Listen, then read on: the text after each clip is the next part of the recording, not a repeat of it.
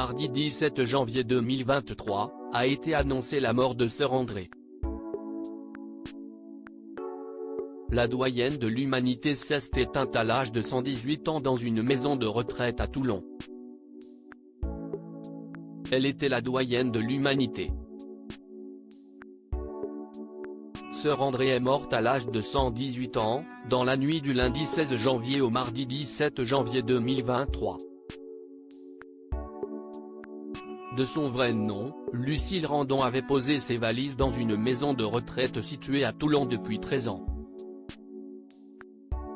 Là-bas, elle menait une vie tranquille qui l'avait conduite à devenir la personne la plus âgée dans le monde depuis le mois d'avril 2022 dernier.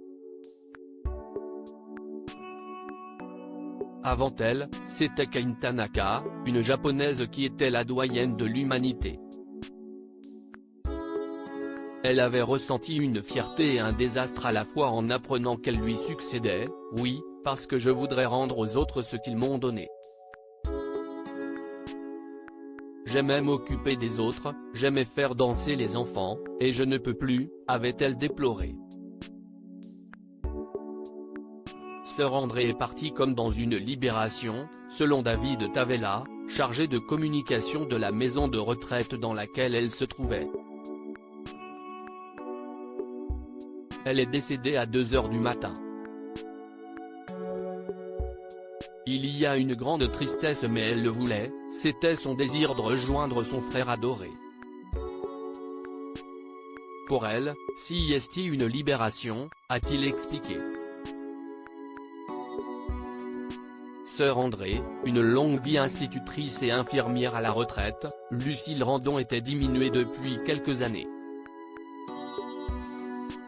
Elle était aveugle et avançait dans un fauteuil roulant. La fin d'une vie très remplie. Née en 1904, Sœur Andrée avait dédié sa vie à sa foi, en tant que religieuse. Une vie qu'elle avait désirée pleine de travail et d'aventures. Elle revendiquait d'ailleurs d'avoir travaillé au-delà de ses 100 ans. Celle qui ne se privait pas des plaisirs épicuriens de la vie voyait dans la discipline une source de force. On dit que le travail tue, moi si est le travail qui m'a fait vivre, j'ai travaillé jusqu'à 108 ans, avait-elle assuré. Elle laisse derrière elle des messages forts et un exemple de sagesse.